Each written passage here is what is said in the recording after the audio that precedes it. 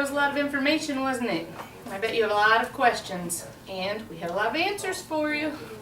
So we're going to hand out some paper and pencil to everybody, and take your time and think about maybe if you have a question you might like to ask. There's no bad questions, and it's completely anonymous. You don't have to put your name on it, so you don't feel silly. You can also make comments if you wanted to on the information in the slides that you just saw. And then in a couple minutes we'll collect your questions. Great, everybody handed in your questions. We'll put them in this envelope, and we're going to take a minute and sort them into similar questions so we don't have a lot of repetition. Now that we've sorted your questions, let's start by answering a few of them for you. We're going to try to just answer what you have on the paper, so if you have additional comments or questions, maybe keep them until the end and we could talk to you during a break or something like that. Thank you for stepping out of your comfort zone. I know it's kind of a sensitive topic, and everybody's not always comfortable talking about these kinds of things. But that's okay. That's why we're here, and that's what's so great about Family Honor programs, is to remind you that these are all good things that God created for us, because we are created in His image and His likeness. And we want you to know that you are created, especially by God, just that way.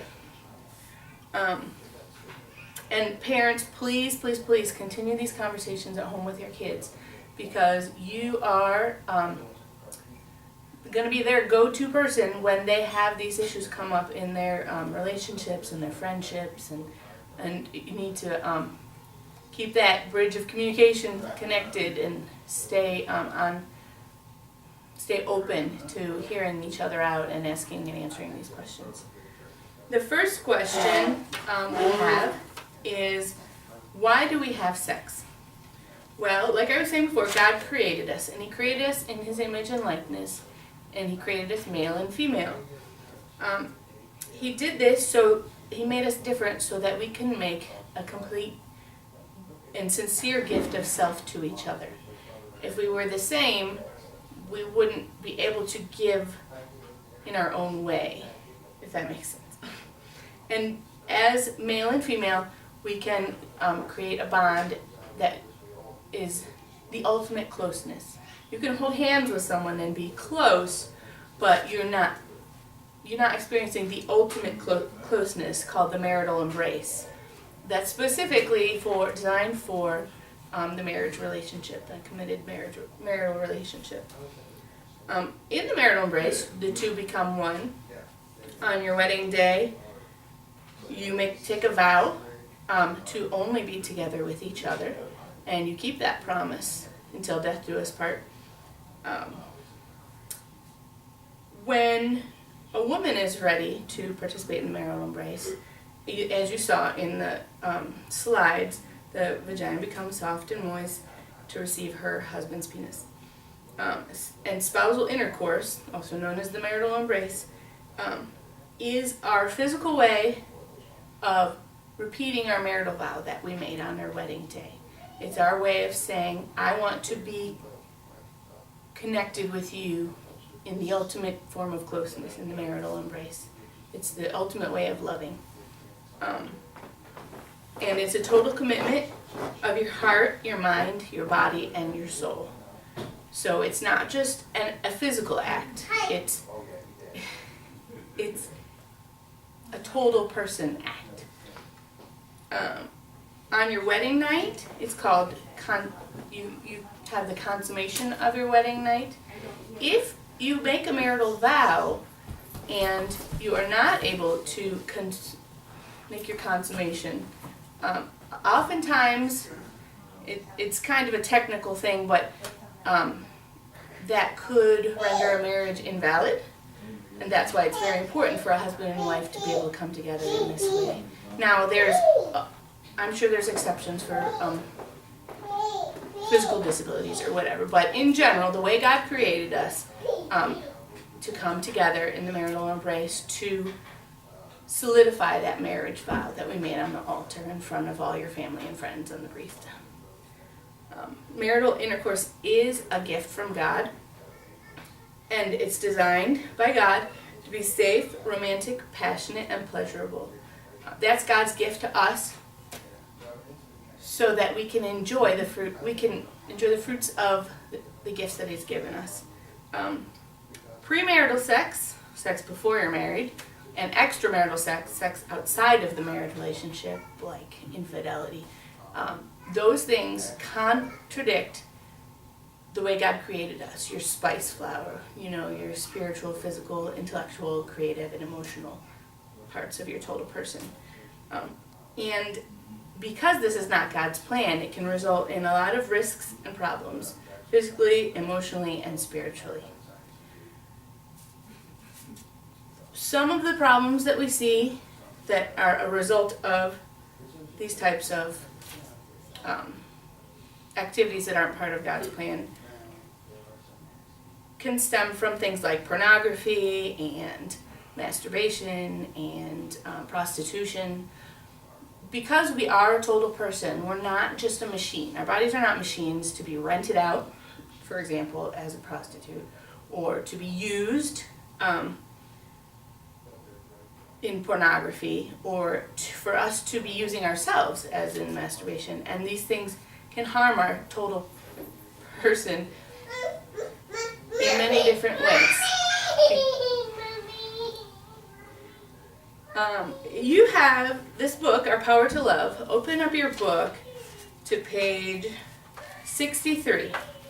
And it starts with our bodies express who we are. And it'll explain specifically what we just talked about.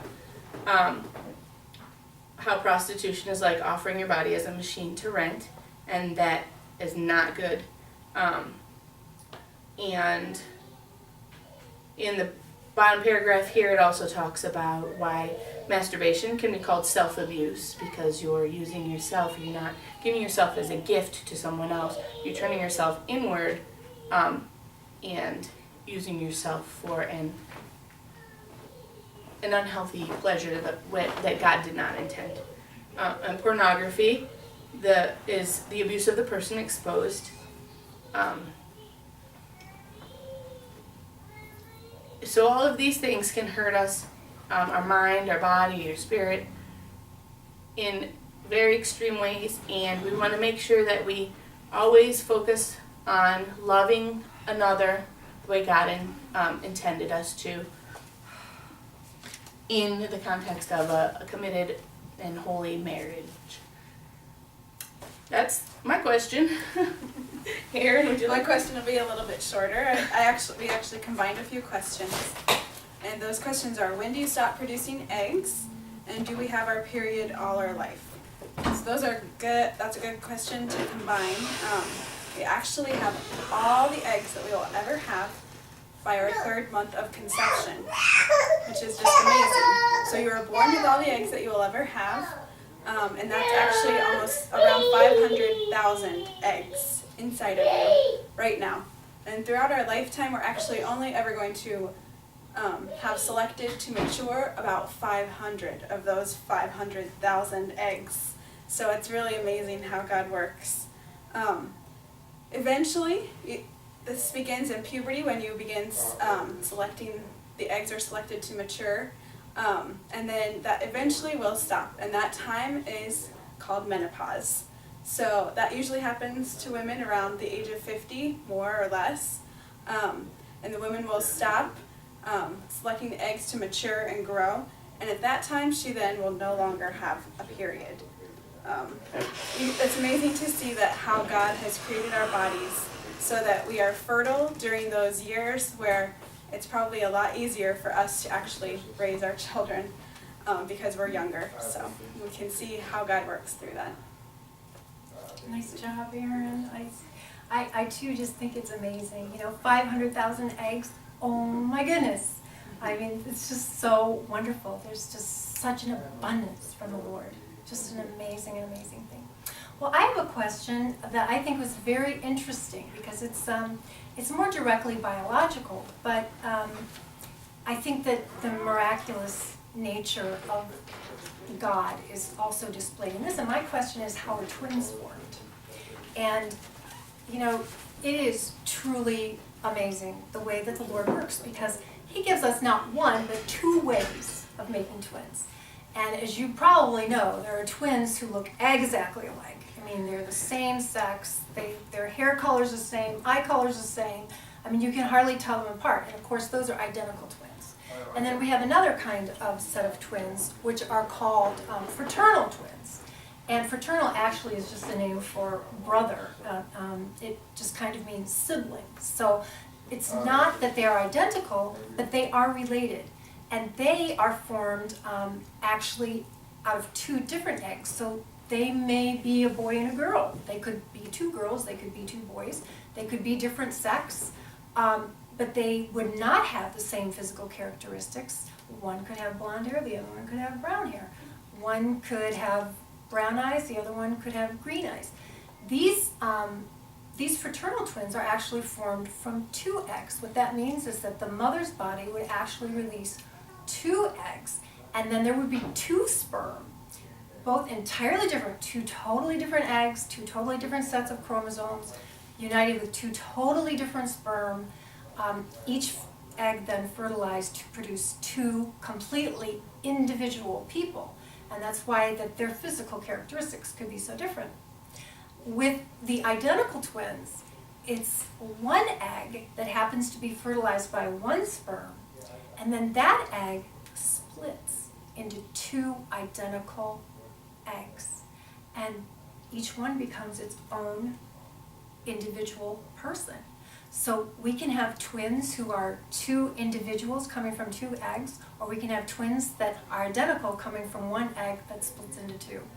So again, the gracious goodness of God in giving us the delight of having, some of us have children that are identical, but as we know, they're not identical in every way, as we find out when we raise them, and then also having two children at once who are just totally different. I just think the Lord is an amazing God. Thank you, Susan. I am a fraternal twin myself, so that topic always interests me. And I think just the hand of God in the process.